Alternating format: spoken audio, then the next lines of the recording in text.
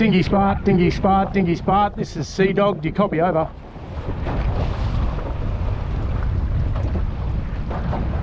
Yeah, Sea Dog, up to 73. Copy that, 7-3.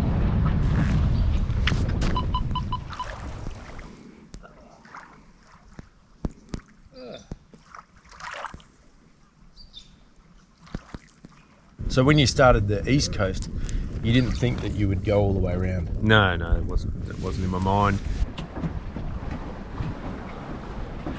Just behind me you can see a 13-foot dinghy. This is a mate of mine who's just about to finish a circumnavigation of Tasmania. Yeah, you heard me. A 13-foot open dinghy sailed around Tasmania.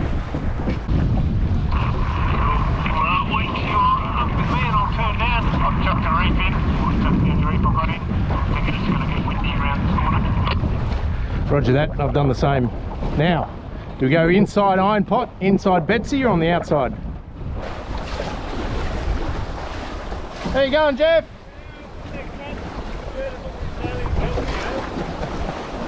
You're looking good. I've joined him for the final part of the leg, which is across Storm Bay. We're just about to go around the top of Bruny Island. Tonight we're going to camp at Lime Bay. It's about 20 nautical miles from here. And when we get there, we're going to have a chat. He's going to tell me all about the trip. He's going to give us a little boat tour. And more importantly, maybe he'll give us an insight into Jeff. What makes this bloke tick? Why would you get up one morning and decide to sail around Tasmania in a 13-foot boat? But it doesn't end there.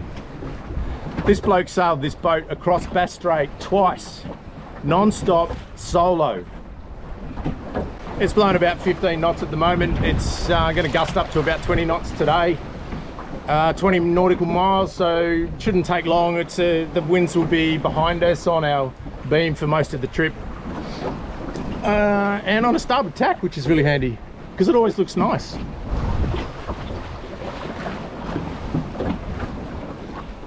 One reef in, because in about 2 miles we're going to be around the top of Bruny Island, and it's going to start getting pretty windy out there and the seas will increase. But this is nothing compared to what Jeff's been through. We're halfway between the top of Bruny and the Iron Pot.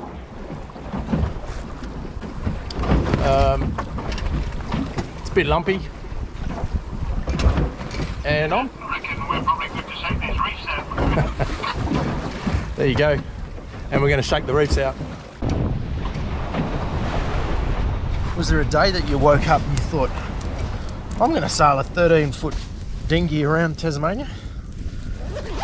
I was really keen on the idea about 10 years ago, actually, and I had a crayfishing mate who gave me a whole bunch of tips. We sat down and looked at the charts together, and he thought it was doable. Another mate, just a recreational fisherman that's fished around there a bit, he thought it was pretty nuts. And I think I just sort of went off the idea. I got the idea more to hit the sort of East Coast and that sort of thing first, and do a bit more cruising, and I sort of forgot about it for a while. But yeah, I was keen on it way back when, 10 years ago. So when you started the East Coast, you didn't think that you would go all the way around? No, it wasn't in my mind. I've already sailed Spart, like all the way up the East Coast and a bit of the way across the north, and I thought, why don't I look at doing the full thing in Spart? And so I did. I had a good look at everything again, and decided it was doable, safe enough. So where did Bass Strait come into it? Oh, that was just totally separate mission. That was the year after I'd done the East Coast, I think, and that was just a thing. I used to work out on the West Coast, so I used to drive out to the West Coast every week to go to work. And as you're driving, as you drive through Devonport, you go up a hill as you're heading west out of Devonport, and then you come in, you're looking out over the water there, going down the hill, and it always looks so nice, you know, like, because it's well, not always, but I like can most, do that. That's most not of the far. time you just think, oh, just over that horizon there's the mainland, and just you know, I was always heading into a week of work, so I was, you know, open to doing something, you know, other than going to work for a week. But yeah, I don't know, I think it was, I saw that site often enough, and it grew on me. I just thought I can just, you know, and it just looks so nice there. You did it non-stop? Yeah, well, yeah, I went across non-stop, yeah. Non-stop? Yeah, and then I hopped back by the islands. Yeah, I wanted the extra challenge of trying non-stop.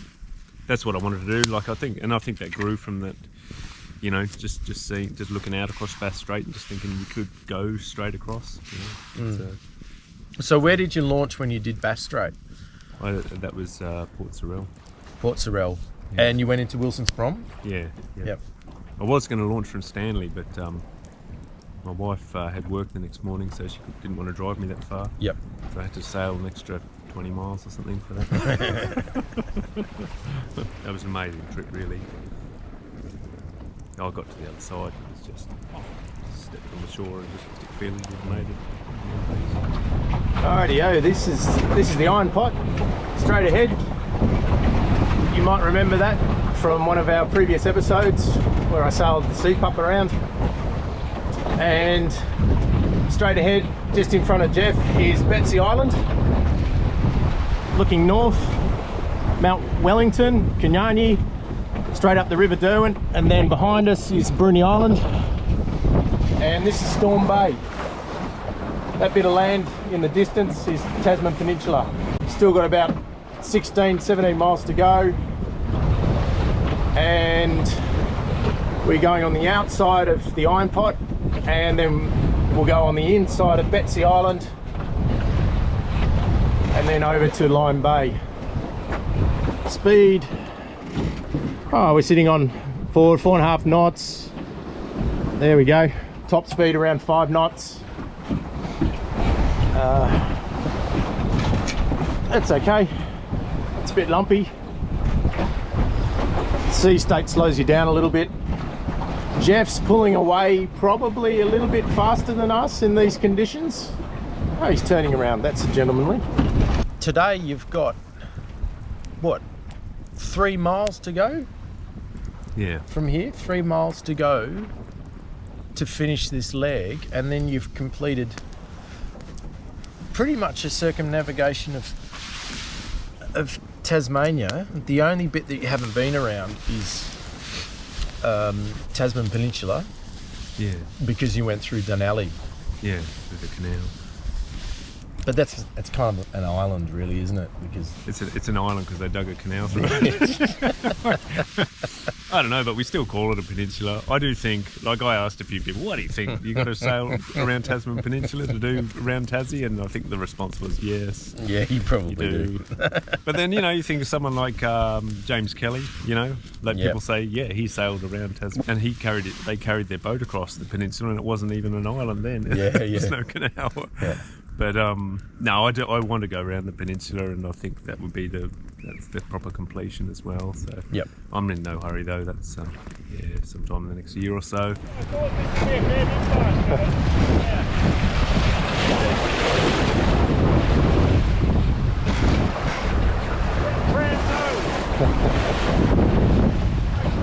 Jeff was just saying that he thought the Houdini was going to be a lot faster than the Scam, and he's quite surprised that I'm keeping up with him. He said, it's that pram bow, it makes it look slow.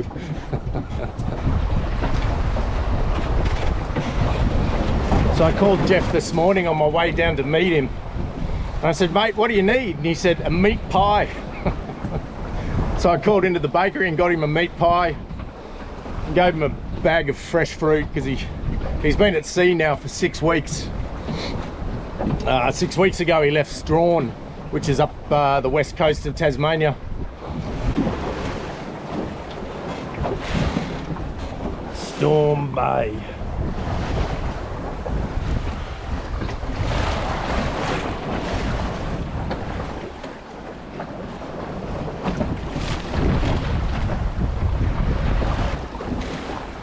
We're just about to go on the inside of Betsy Islands now, and we've done nearly 6 Nearly 6 nautical miles.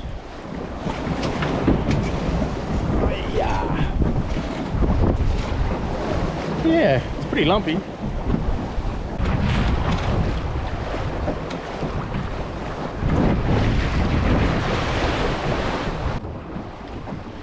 You're doing well even though you got the reef in.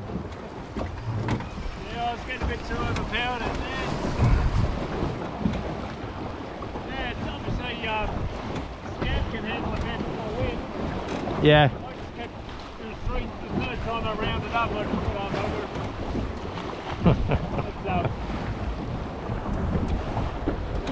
There's some good swell coming in. Yeah.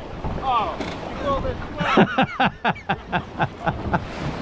Wait till I see. I don't know how well swell's going to come out in some of the videos. It's like, they're just mountains moving through, you know? Yeah.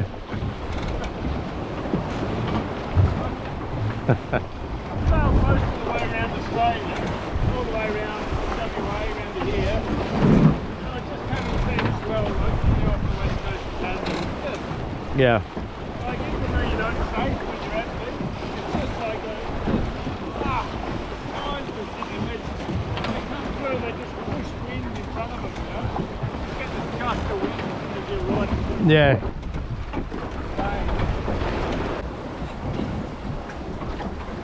We've just passed through the inside of Betsy Island and we're about halfway now. 10 nautical miles, we've got another 10 to go. We just stopped on the inside of Betsy for lunch. Just put the anchor down and tied up and had lunch. 10 miles to go. And then Jeff's finished his circumnavigation, well, nearly. He's about 2 miles off. He's still got to pull his boat onto the trailer at Primrose Sands, which is about 2 miles from Lyme Bay, where we're stopping for the night. Yeah, worst conditions without a doubt was leaving Port Davey. That was and that was just due to swell. So I tacked it was headwinds coming in, westerlies coming into Port Davey. So I tacked all the way up, and then turned to go south. And the first island I passed has just got this big sheer cliff face, and the swells are still pretty high, about sort of 4.5 metre swells. And I knew that could be a problem, but I was mostly thinking once I'm out in deep water, I'm right. And but yeah, just as soon as I went past this first rocky island with the big cliff, just the reflection off it back was just horrendous. And I was only a few hundred metres off it.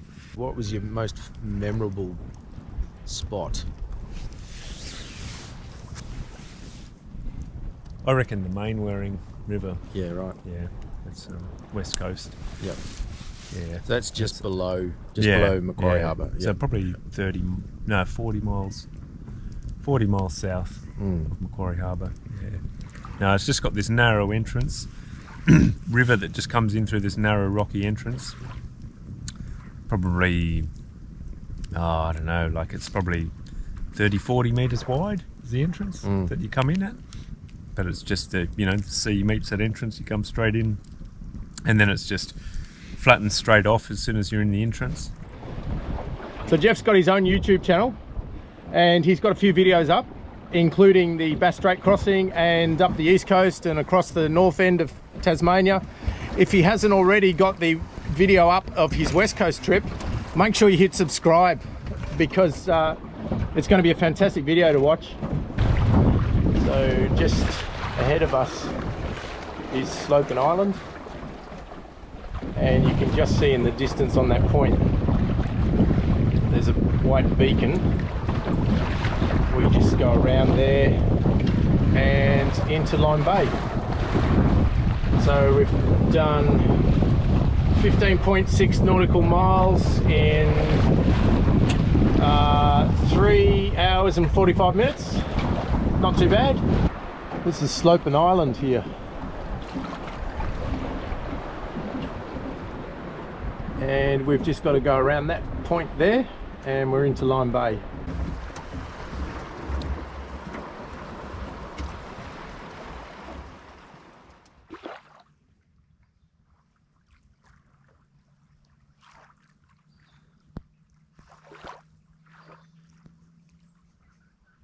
You reckon that tree will hold?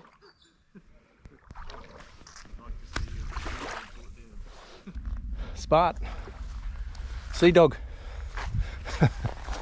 Jeff. You did it. What an evening. You want to see this man smile? Watch this. Oh. I think you deserve that. My first beer in 1.5 months. Well done. Thank you, man. Congratulations.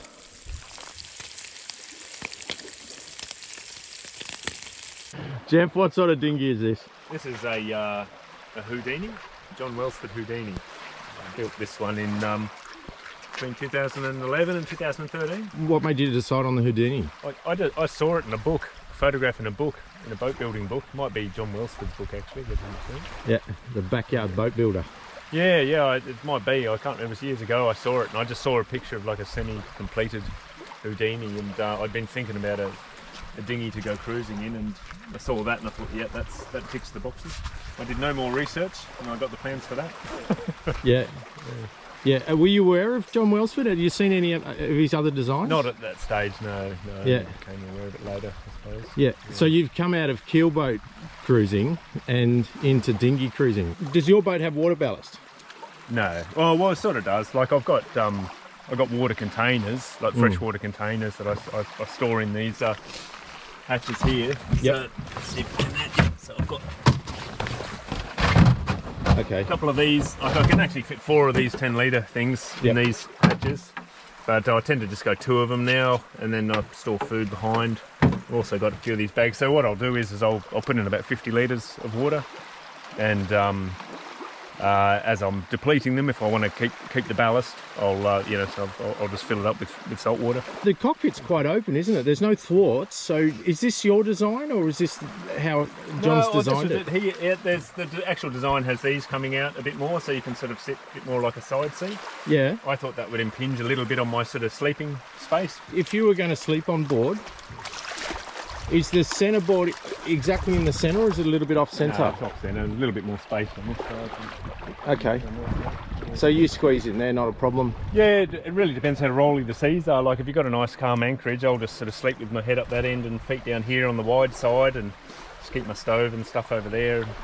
But when it's really rolling around, I might get up on that side and just wedge myself in against the centre case in there, just so you're nice and... And you got a boom tent? Rolling your body around. Yeah. So I'll put the boom up and just a tarp over the top.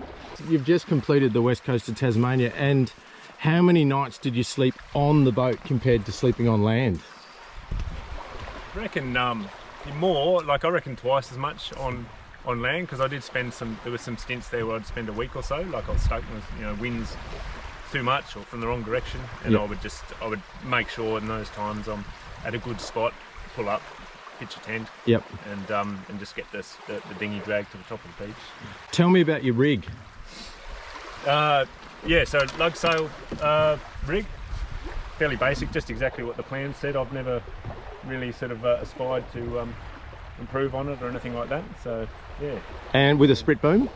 Yes, yeah, that's right. Yep. And so you use the sprit boom as part of your tent, your boom tent? Yeah. It's not like it's sort of a 3. It's very quick. Like I just unclip the boom from the sail, and I've got I don't know if you can see this, but there's got a little loop on the end of that boom there. I just hook him straight onto this one here. Okay. And then just at the end put the halyard on the end of the boom, pull it up, and tied that down. Then it's just throw the tarp on. So the top of your boom tent's about there. So. Yeah, that's right. I used to have it right down here, but what I found is, especially when I'm camping with my wife on board, is you don't get the airflow through, so you get a lot of condensation. Yep. So I lifted it up a bit, and that way you get a little bit of airflow. Yep. Still stay dry, and that just keeps it nice and ventilated. So is your boom tent more or less just a piece of canvas, or is it shaped? Just like a $40 tarp from Bunnings, like a durable sort of thing. And yeah, you just snip it. It's not polypropylene, but it's tough, it does the job.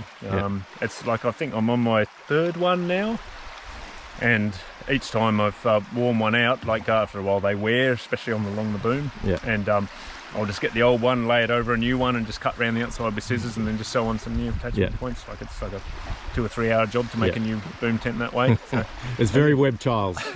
It looks like you got a pack raft in here as well. Yeah, that's my tender. I only pulled it out a couple of times on this trip.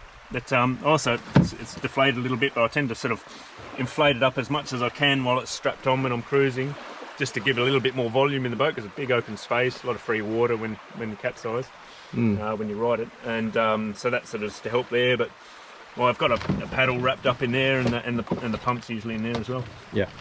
So that worst happens, I can unclip these and kind of got a life raft. So you've taken this boat across Bass Strait twice, and you've capsized in the middle of Bass Strait. Tell me about what happened with the boat when you capsized. How much water did you get in there? How did you get back in? How did you bail it out? How did you get going again? Yeah, so I guess it capsized because just a really big set came through, just really sort of steep. And what were the winds like? It was blowing almost 20 knots, I'd say. But it was not the ordinary seas. Like, I've done a little bit Googling about it. What was it? Would you define it as a rogue wave, you know, like the waves that capsized me? And there was 2 of them. They were just different to everything else that happened that day. You know, they just came through big, steep, just long and continuous, not the normal sort of messy humping seas. The first one just got over, and the second one just steep, almost like it's on the point of breaking, and just with the wind and that put me over. So yeah, jumped in, and it was just lying flat, so I came round, righted it. Has a lot of water in it, so that was all sloshing around. Very easy to get back in when it's got a lot of water in it. You just pull that down and practically swim in. Yeah. And then I'd done it, capsized it a bunch of times. Only once before, when it was like in sort of 20 knots of wind, just as testing, just trials. And but yeah, it was harder in Bass Strait. It was just messier, the seas, and it's flopping around and dipping the gunnels in. Yeah. And I've got some flotation there under the gunnels, which helps stabilise it a bit. They're just boat rollers, so just some old life jackets. But that one, there was a minute or so there where I thought I wasn't going to be able to recover it, because it just kept on dipping the gunnels in, and as much as the bilge pump's working away, doing about a litre a second, and I'm bailing, but I'm trying to move my body weight around, trying to stop the dipping in and grabbing more water. And then what I did was eventually I just sheeted in the main a little bit, and that sort of kind of stabilised it on the one thing, so the water wasn't sloshing, just sitting in a corner. Gunnels were down there, almost at the water level, but not quite dipping under, and then that was enough to get the progress I needed to bail it out. But it was close. Like, I think once you get to sort of worse conditions, blowing 30 knots or something, like maybe that's the limit. Maybe you can't recover this boat from that without doing significantly more buoyancy in there. Tell me about your electric outboard here. Yeah, this is about 10 years old. This is the age of the boat as well. This has worked fairly well. So basically, these are a couple of sail tracks on here. So it's undo the pin and slide it down. It also motors just at that level as well. But if you're in wavy conditions, it needs to go down deeper. Otherwise, it's touching the surface. So you just pull that and slide it down. Yep. That's just a normal Anderson plug there, and I've taken it off a few times when I've left this dinghy on the beach, and I just take it up and lock it away in the lockable hatch, so that's quite convenient. But I've got about 100 and something, 110 maybe amp hours of battery storage, and that works as ballast, stored up there next to the centre case. So what speed would it push the dinghy along in flat conditions? About 3.5 knots. 3.5, yeah. So it's a little bit better than rowing. Yeah, and I don't have oars, but I've got the paddle. I can paddle it at about 2 knots fairly easily. Yeah.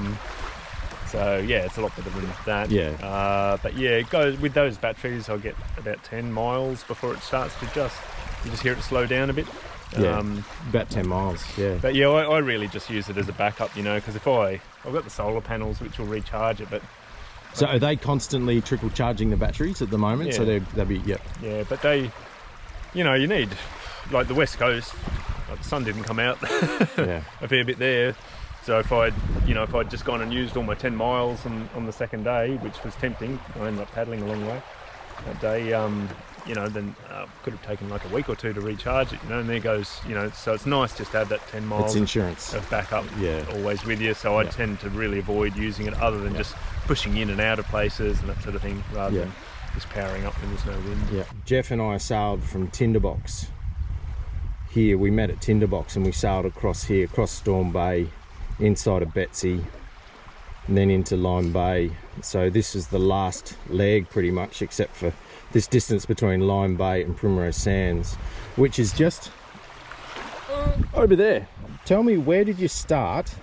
Because you've done this in legs over stages over a few years actually. Yeah. So tell me where you started and when was this? Yeah, so my parents have got a little house down here at Primrose Sands, Susan's Bay.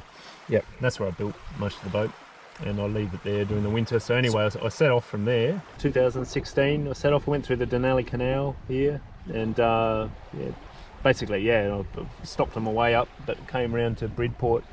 I did the Bass Strait trip the year after that. That was from Port Sorell straight across. I think it was 2 years ago I did Bridport to Port Sorell. That was just, and then another day went out to Burnie, and then it was last year went Burnie round to Macquarie Harbour. That's a big trip. That was a big one, yeah. First taste of the West Coast. This West Coast is a hell of a lot more challenging than anything else around Tasmania. It's a sort of unsurveyed area on the West Coast, particularly in close. It's sort of 2 miles from shore sort of zone. And a lot of the geology is just sort of folded up vertical. You see it in the bedding and the cliffs. And what that means is you don't tend to get sort of big areas of flat rock or anything. You get these little pinnacles that stick up sometimes, but also they're underwater. And you have to cross in through these unsurveyed areas to come in and out sometimes. And you know, you think it looks clear, you know, it'll be sort of like a 2 to 3 metre swell day, and looks all good, and then, you know, you'd be going through, and then like big, you know, sort of 4 or 5 metre swell comes through, and then just crash, you know, you say, oh, that's where the rocks are, you know. It's like, it's pretty terrifying actually. That's happened twice now. Like that. You come into somewhere, you know, you get your way in, and then you might be there for a couple of days, and you're just watching, you know, okay, there's a rock there, there's a rock there, there's a rock there, trying to spot your angle out. I guess one day they'll survey it all, but there's no reason to at the moment, because people don't go there much in boats. And the cray fishermen are there, but they poke their way, you know, they know their way around. Yeah. So 6 weeks ago you left Strawn and you've sailed down the west coast. You went into Port Davey, and then you came around the bottom. So tell me, you came out of Strawn and then you got stuck.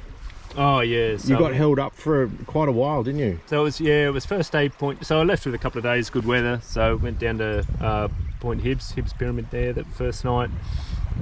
Second day got down to the Mainwaring River. Yeah, so I was there for a fair while. It was just, I think it was just strong northwesterly, so favourable direction, but just too strong. As my general rule of thumb is I'll sail when you got sort of 20 knots, or like up to 20 knots on the forecast, and then the wind sort of, you know, you're either reaching or running, just nothing, not beating. I'll break that rule every now and then, you know, if the winds are lighter, you beat into it, or, you know, you get desperate to leave somewhere. You know, everything was above 20 knots, the wrong direction. It was just a windy, and that went for like about a week or 10 days. Then I had one day of just almost no wind, and I just went another couple of miles down the coast to the Shank. The Shank is this crazy anchorage, just all these rocks lying offshore, and you work your way through all these little sort of pinnacles of rocks and come in, and then it's just really calm inside. But it's there's I guess there's be multiple ways in, but you just sort of snaked your way around and found your way in. And then I was stuck in there for another week, and so I think I was stuck for over 2 weeks all up between the Mainwaring and the Shank. I'd hardly gone anywhere, and then finally got some good days, came down, sailed down to Mulcahy Gulch, which is just up there in the north, a couple of nights there, and then Port Davey. Had a fantastic time here. Port Davey, Bathurst Harbour, Bathurst Channel. That was really nice. My wife, she flew into the little dirt airstrip there. And your wife's name's Jo. They're a good model, aren't they? Yeah, Jo's great, aren't they? My wife has been fantastic, I should say. If you put in this video, she's just been helping me out with, you know, land support. I've got land support, exactly. I've got a little satellite communicator and asking her this or that question, and she brought a bunch of stuff in for me, extra food and that sort of thing. Yeah, she flew into Melaleuca, didn't she? And she joined me. We spent about a week cruising around this area here. That was really fantastic. So Melaleuca is here. Yeah. And basically the only way you can get into this part of Tasmania is by plane, by boat, or to bushwalk in. There's no way you can take a vehicle between there and there. So that's all. Yeah, that's that dirt airstrip. She spent a week with me, then flew off. We had the time of our lives, and then I waited probably 4 or 5 days, and then just sailed around. Just spent 1 day down there in Louisa Bay, and then up here, and then just hopped my way up to Entrecosteau, ran into you. But that was a good trek. So you went from Louisa Bay up into Partridge Narrows in 1 day. Yeah, that was a good day. Let's talk about the bit that you haven't done, which I'm sure somebody's going to comment, is this Tasman Peninsula. Yeah. So you went from Primrose through the canal, and then you've done this. Yeah. But you've missed this bit. Well, let's just say that's still to come. But this isn't my life stream to have sailed around Tasmania. It's more about the individual trips that have attracted me, and this is one of them, going around the Tasman Peninsula. Okay. So so that'll happen sometime in the next year or so, I reckon.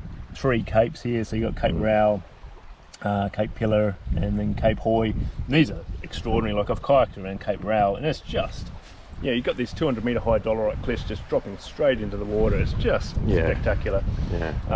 But you feel it when you're there. Like, you just feel very small and dwarfed under it. Yeah. Well, I'm impressed, mate.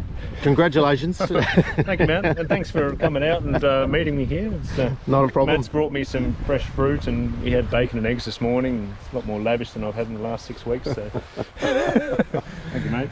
And so Jeff's going to probably stay here one more night. I have to get back. So today I've got a 20 nautical mile sail back to Tinderbox, and I'm going to break Jeff's rule of only beam reaching or sailing downwind. I'm actually going to be beating into it today. So.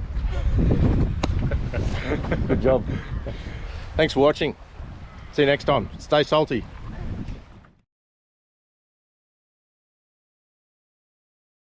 Jeff, tell me about your dinghy. I think you've got to be more specific, man. Okay.